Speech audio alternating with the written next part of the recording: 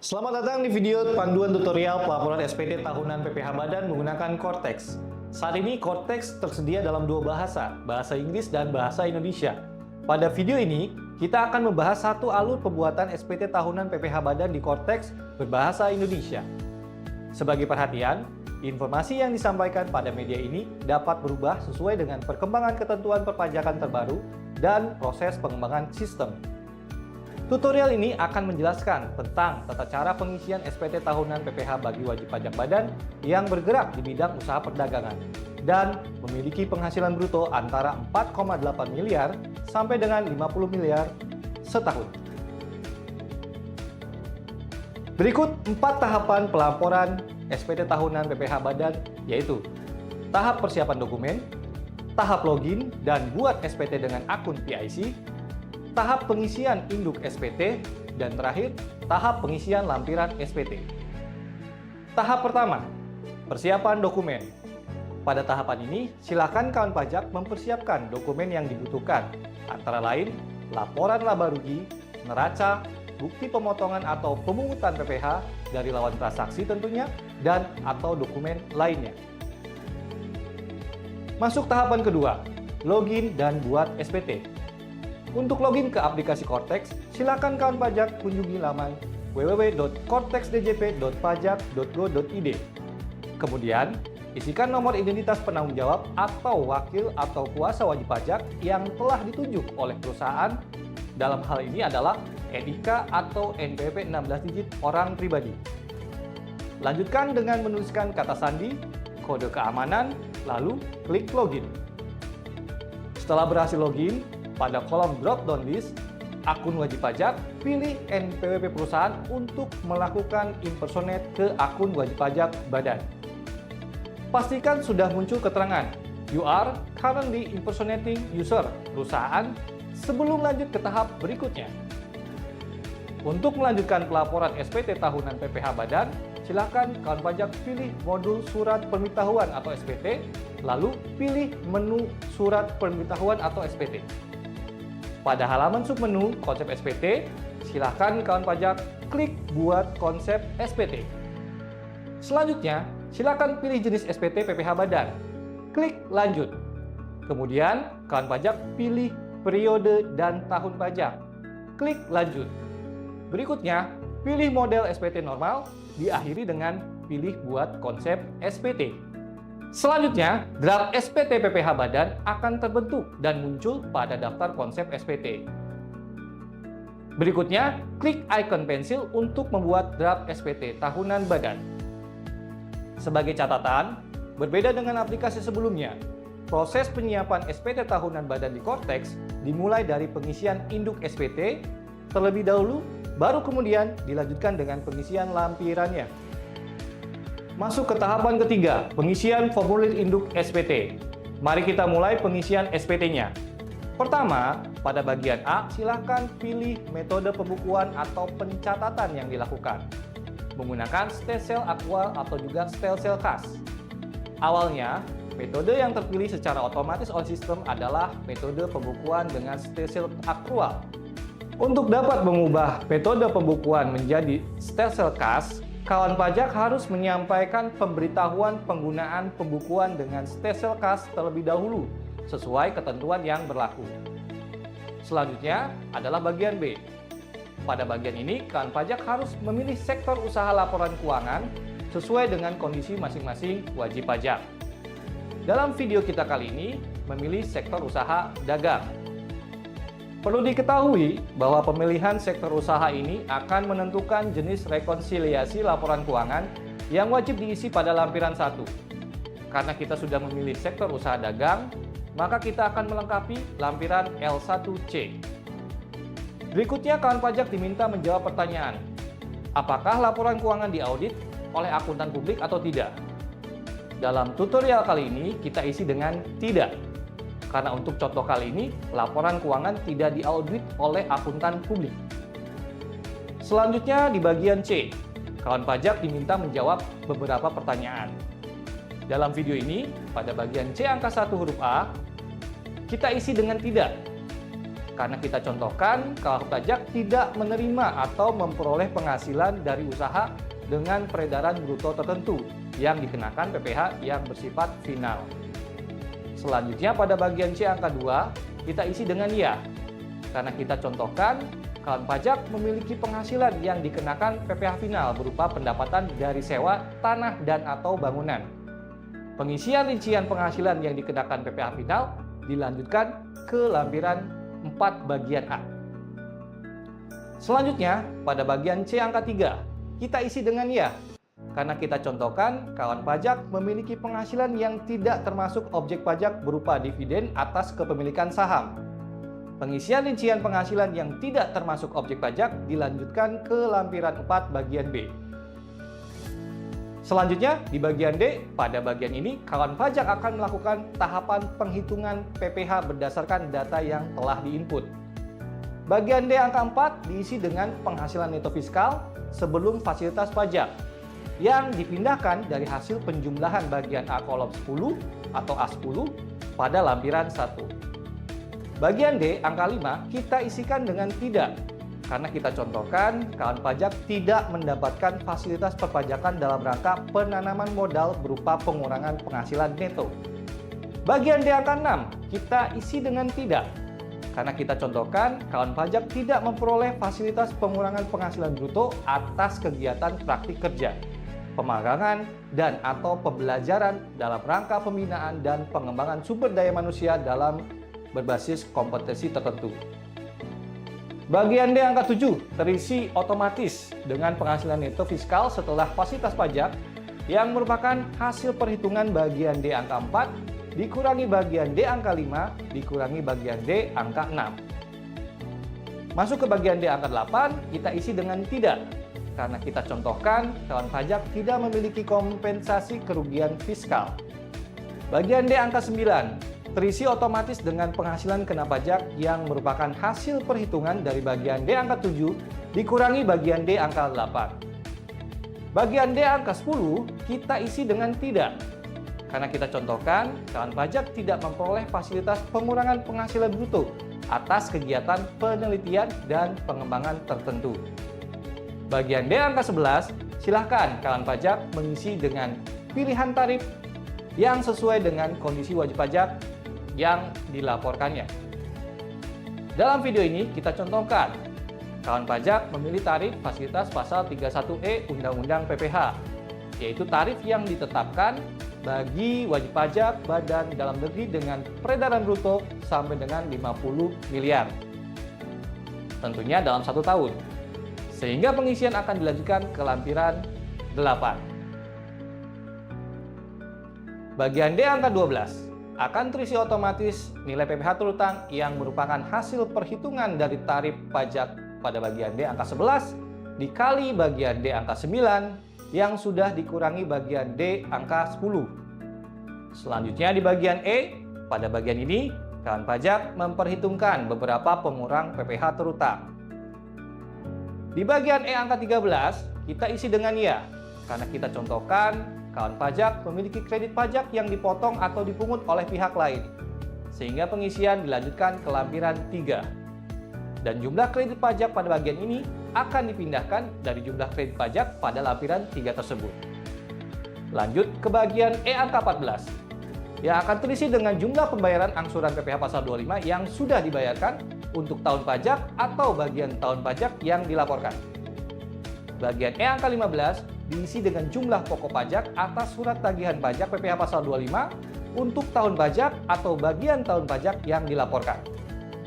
Bagian E angka 16 kita isi dengan tidak, karena kita contohkan kawan pajak tidak memperoleh fasilitas pengurangan PPh badan. Lanjut ke bagian F, kawan pajak akan memperhitungkan nilai PPh kurang atau lebih bayar pada SPT tahunan PPh badan yang dilaporkan.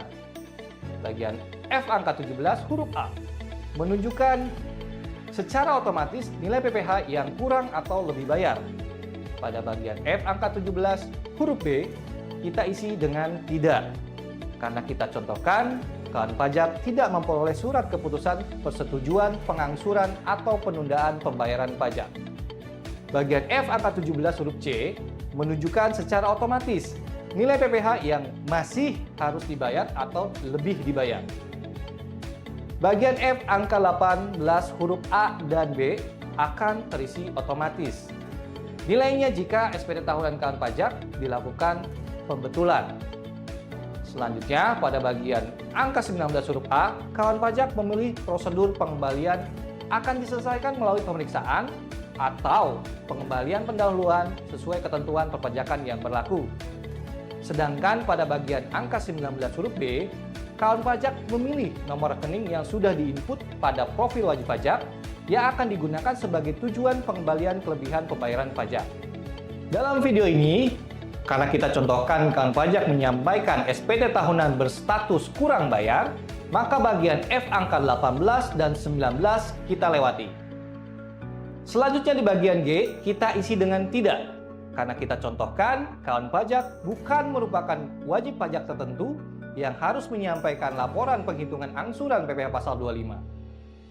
Untuk itu, kawan pajak akan melanjutkan pengisian ke lampiran 6. Jumlah angsuran tahun pajak berjalan pada bagian ini dipindahkan dari angsuran PPh pasal 25 pada angka 7 lampiran 6. Selanjutnya, pada bagian H, kawan pajak diminta menjawab 9 pernyataan transaksi dalam bentuk pertanyaan ya atau tidak.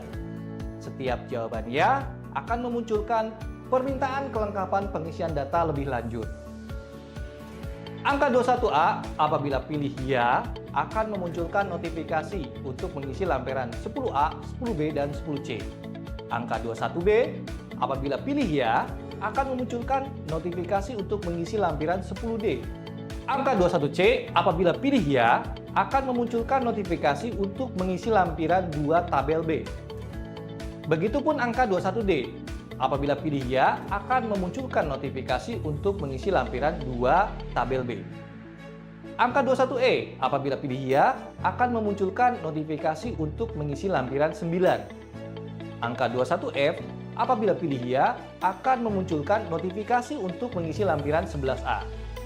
Angka 21G, apabila pilih ya, akan memunculkan notifikasi untuk mengisi lampiran 13A. Angka 21H, apabila pilih ya, akan memunculkan notifikasi untuk mengisi lampiran 14. Angka 21I, apabila pilih ya, akan diminta menyampaikan laporan realisasi investasi secara terpisah pada modul layanan wajib pajak. Dalam video ini, semua pernyataan kita pilih jawaban tidak, kecuali pertanyaan angka 21E. Apakah wajib pajak membebankan biaya penyusutan dan atau amortisasi fiskal? Kita pilih jawabannya ya. Karena kita contohkan, kawan pajak memiliki harta yang harus dihitung, nilai penyusutan atau amortisasinya secara fiskal, sehingga wajib pajak akan melanjutkan pengisian ke lampiran 9. Pada bagian I, kawan pajak diminta untuk mengunggah lampiran-lampiran yang dipersyaratkan sebagai kelengkapan penyampaian SPT tahunan PPh Badan. Dalam video ini, kita wajib melampirkan laporan keuangan atau laporan keuangan yang telah diaudit pada bagian I, huruf A, angka 1 dengan klik pilih, kemudian pilih file laporan keuangan dalam bentuk file PDF, pilih open, dan lanjutkan dengan klik unggah. File laporan keuangan yang berhasil diunggah akan terlihat pada kolom terkait. Selain itu, pada bagian ini kawan pajak juga dapat mengunggah dokumen-dokumen lainnya yang memang dipersyaratkan. Pada bagian J, kawan pajak harus mencentang pernyataan dan mengisikan posisi penandatangan sebelum melakukan penyampaian SPT tahunan PPh Badan. Nah, berikutnya kita masuk ke tahapan keempat, yaitu pengisian lampiran SPT. Kita mulai dengan lampiran 1C. Lampiran 1 memuat informasi atau data mengenai laporan keuangan perusahaan. Lampiran 1 akan muncul secara otomatis setelah kawan pajak melakukan pemilihan sektor usaha pada drop-down list di bagian B angka 1 di halaman induk SPT. Dalam video ini, sektor usaha yang dipilih adalah sektor perdagangan. Maka lampiran 1 yang tertampil adalah lampiran L1C. Sebagai informasi, apabila kawan pajak adalah bagian dari wajib pajak yang menyampaikan laporan keuangan dengan format XBRL, maka kolom laporan keuangan komersil dapat terprepopulasi secara file XBRL yang telah dibuat sebelumnya. Jika tidak, maka kawan pajak perlu memasukkan data laporan keuangan secara key-in pada lampiran 1 ini. Lampiran 1 terdiri dari 2 bagian utama, yaitu bagian A, laporan laba rugi, dan bagian B, laporan posisi keuangan atau neraca. Kita akan melakukan input data secara key-in sesuai dengan contoh laporan keuangan yang telah disiapkan untuk keperluan tutorial SPT tahunan PPh Badan ini. Pada video kali ini akan dicontohkan cara penginputan bagian A terkait dengan laporan laba rugi untuk akun-akun sebagai berikut. Contoh pertama untuk akun penjualan domestik. Kita isikan dengan langkah berikut ini. Berikutnya kita masuk ke akun yang berikutnya, yaitu akun kedua. Gaji, upah, bonus, gratifikasi, honorarium, THR, dan sebagainya.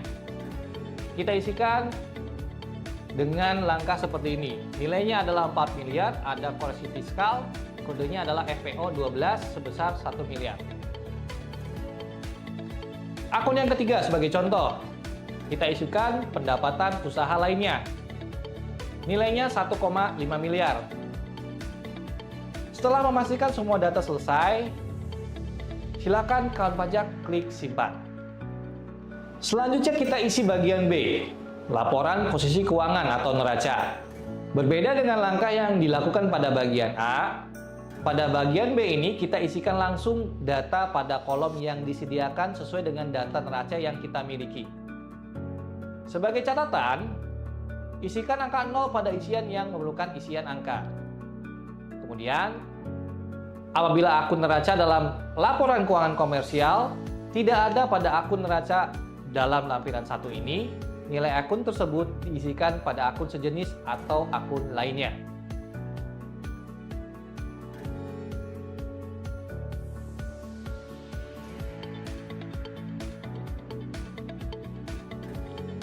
Setelah memastikan semua data selesai diisi, silahkan kawan pajak klik simpan konsep. Kita lanjut ke lampiran kedua. Kita gulir ke atas kembali dan pilih L2 untuk mengisi atau melengkapi lampiran 2. Lampiran 2 memuat informasi atau data terkait daftar pemegang saham atau pemilik modal, jumlah dividen atau pembagian laba yang dibagikan, dan daftar susunan pengurus dan komisaris. Data-data pada lampiran 2 akan ditampilkan secara otomatis pada draft SPT yang dibuat.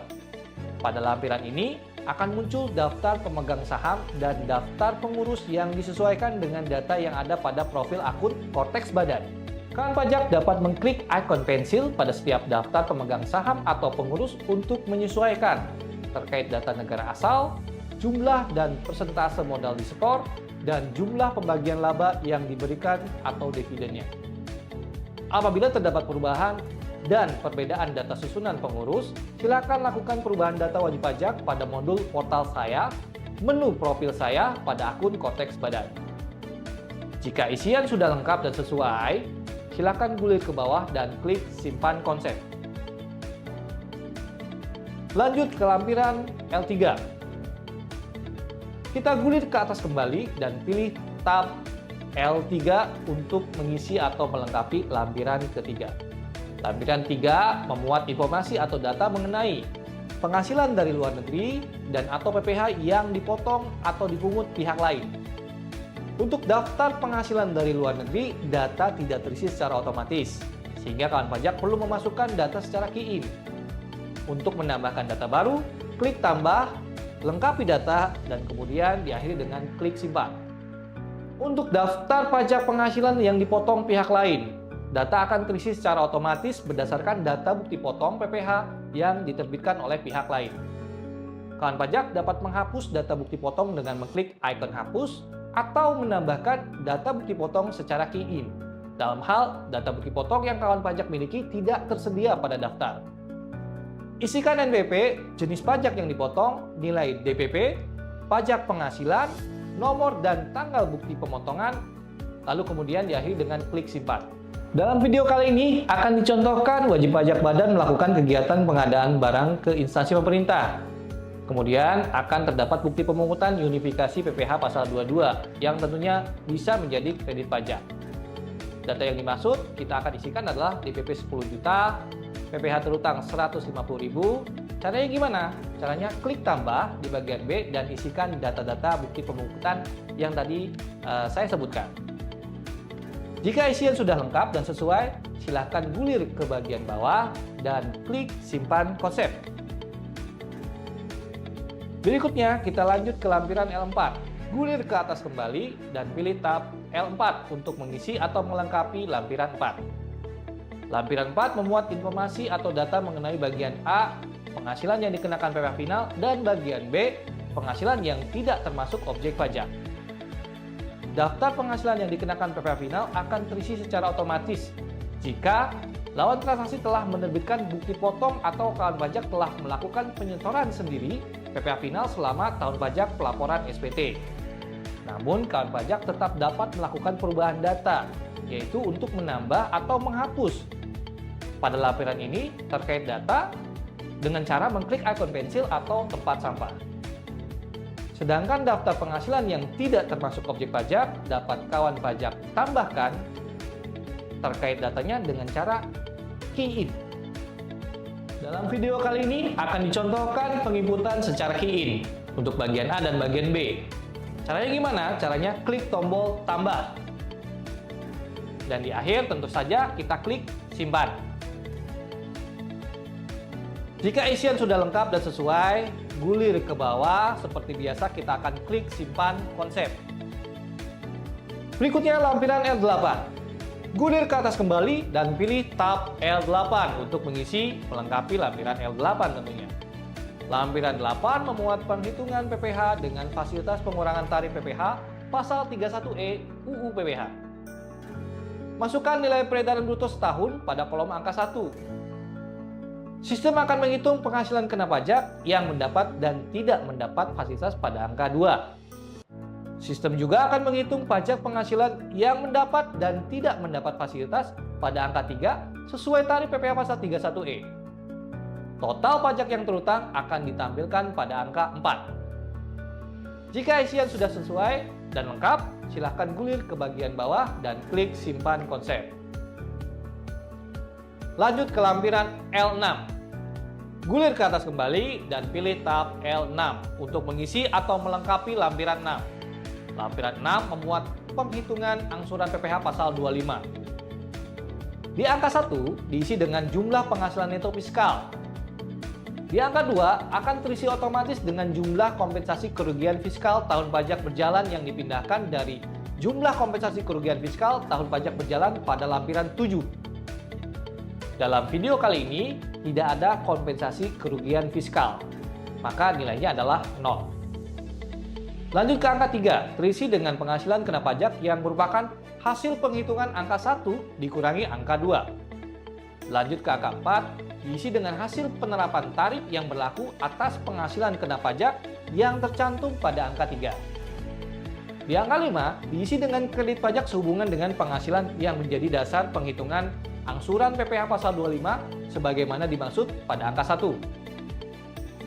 Dan berikutnya angka 6, diisi dengan jumlah PPh yang masih harus dibayar sendiri yang merupakan hasil perhitungan dari angka 4 dikurangi dengan angka 5. Dan terakhir di angka 7 diisi dengan jumlah angsuran PPh pasal 25 tahun pajak berjalan, yaitu hasil dari angka 6 dibagi 12 atau banyaknya jumlah bulan dalam bagian tahun pajak. Jumlah angsuran PPh pasal 25 tahun pajak berjalan pada bagian ini dipindahkan ke formulir induk bagian G. Penghitungan angsuran PPh pasal 25 tahun berjalan.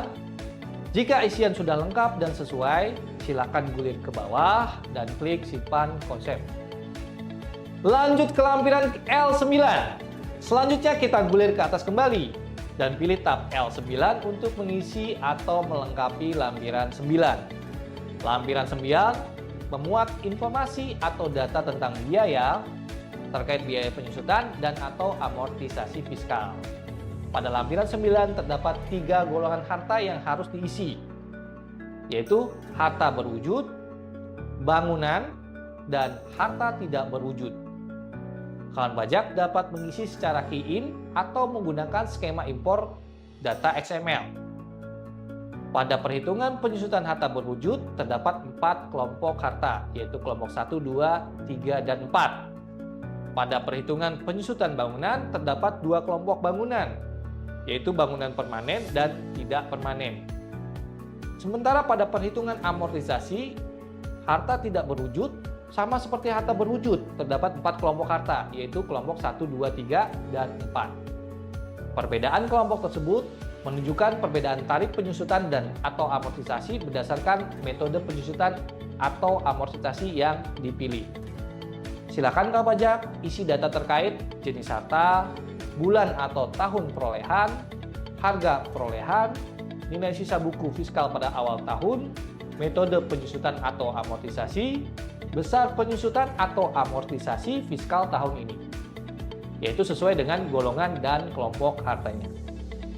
Dalam video kali ini akan dicontohkan pengisian secara key-in untuk harta berwujud kelompok 1 peralatan elektronik, yang mana masanya adalah Januari 2024, nominalnya adalah 20 juta, terkait dengan metode penyusutannya adalah garis lurus, dan nilai terkait dengan penyusutannya adalah sebesar 5 juta.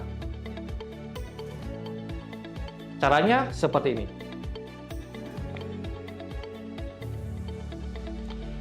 Jika isian sudah lengkap dan sesuai, silahkan gulir ke bawah dan klik simpan konsep. Masuk kembali ke lampiran L11B.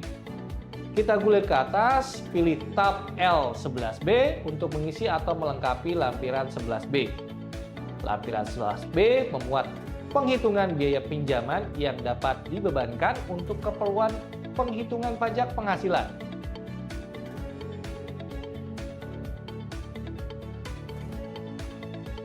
Sama seperti pada lampiran 2, lampiran 11B akan muncul secara otomatis begitu DAP SPT tahunan PPh Badan terbentuk.